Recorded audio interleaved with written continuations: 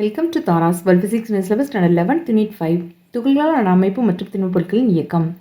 இப்போ நம்ம இந்த வீடியோவில் என்ன பார்க்க போகிறோம்னா எடுத்துக்காட்டு கணக்கு 5.23 தான் பார்க்க போகிறோம். ஃபஸ்ட்டு கணக்கு ரீட் பண்ணுவோம்.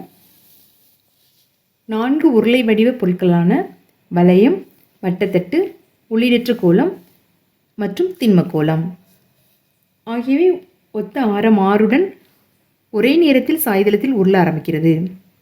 எந்த பொருள் சாய்தளத்தின் அடிப்பகுதியை முதலில் வந்தடையும் என்பதை காண்க. இதில் என்ன கொடுத்துருக்காங்கன்னா 4 உருளை வடிவ பொருட்களான வளையம், வட்டத்தட்டு, உள்ளீடற்ற கோளம், திண்மக்கோளம் இப்படி 4 உருளை வடிவ பொருட்கள் கொடுத்துருக்காங்க. இதனோட ஆரம் ஆர், எல்லாத்துக்குமே ஆர். ஒத்த ஆரம் ஆறுடன் ஒரே நேரத்தில் சாய்தளத்திலேருந்து 4 பொருளை உருள ஆரம்பிக்குது. எந்த பொருள் சாய்தளத்தோட அடிப்பகுதியை ஃபஸ்ட்டு அடையும், ஃபஸ்ட்டு உருண்டு வரும் அப்படின்னு சொல்லிட்டு கண்டுபிடிக்க சொல்லியிருக்காங்க. இது எப்படி கண்டுபிடிக்கணும்னு சொல்லிட்டு பார்ப்போம். இப்போ வளையம், வட்டத்தட்டு, உள்ளீடற்ற கோளம் மற்றும் திண்மக்கோளம் ஆகிய 4 சுழற்சி ஆரங்கள் கே ஆனது. இந்த 4 சுழற்சி ஆரம் கே எப்படி இருக்குன்னா வளையத்துக்கு ஆர், வட்டத்தட்டுக்கு square root of 1/2 into r, உள்ளீடற்ற கோளத்துக்கு square root of 2/3 into r, திண்ம கோளத்துக்கு square root of 2/5 into r. இது அந்தந்த வடிவங்களுடைய சுழற்சி ஆரங்கள். ஓகே, இதை நம்ம சால்வ் பண்ணி இப்போ அதாவது square root of 1/2 அதனோட மதிப்பு square root of 2/3, square root of 2/5 இதனோட எண் மதிப்பு எழுதுவோம். இது r square root of 1/2 1/√2 into r அப்படின்னு சொல்லிட்டு எழுதலாம். இது √2 divided by √3 into r அப்படின்னு சொல்லிட்டு எழுதலாம். இது √2 divided by √5 into r அப்படின்னு சொல்லிட்டு எழுதலாம்.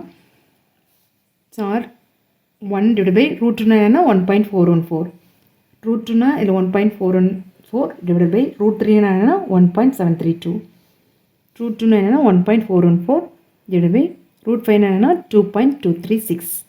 லாக் புக்கை பார்த்தோம்.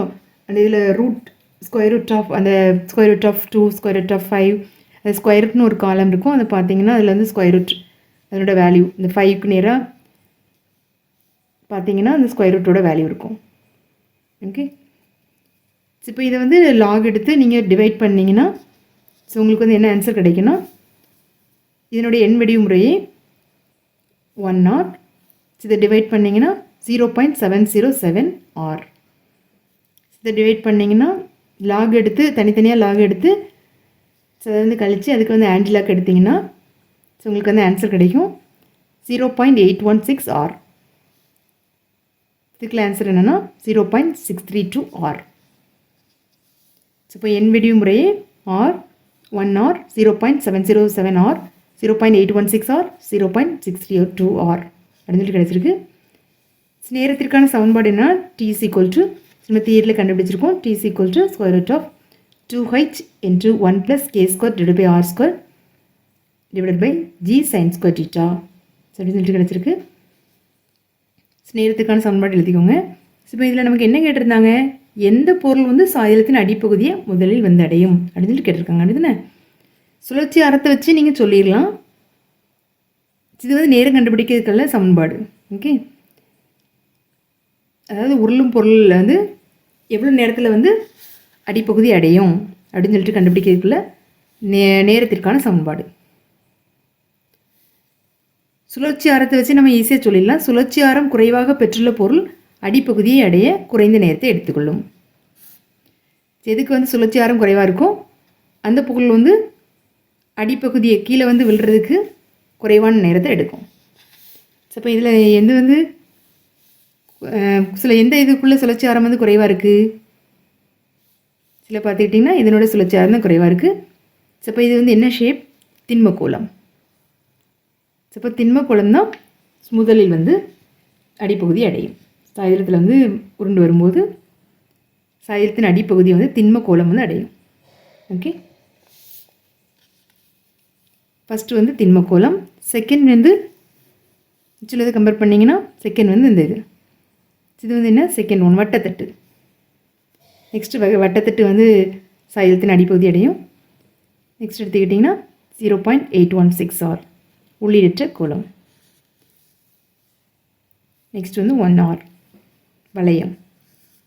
நெக்ஸ்ட் வந்து வளையம் வந்து சாயுதத்தின் அடிப்பகுதி அடையும்.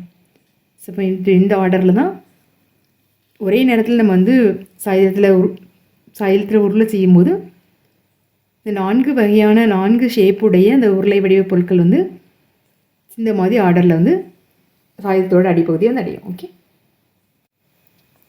இப்போ நமக்கு கிடைச்ச இந்த ஆன்சர் வந்து ஃபைனல் அப்டேட் எழுதிக்கோங்க. ஆன்சர்னு போட்டு சாயுதத்தில் பொருட்கள் வந்தடையும் வரிசை முதலில் திண்ம கோளம், இரண்டாவது வட்டத்தட்டு, மூன்றாவது உள்ளீடற்ற கோளம், நான்காவது வளையம் என அமையும். இப்படி வந்து ஃபைனலாக ஆன்சர் எடுத்து எழுதிக்கோங்க. இதோட எடுத்துக்காட்டு கணக்கு 5.23 வந்து முடியுது. தேங்க்யூ.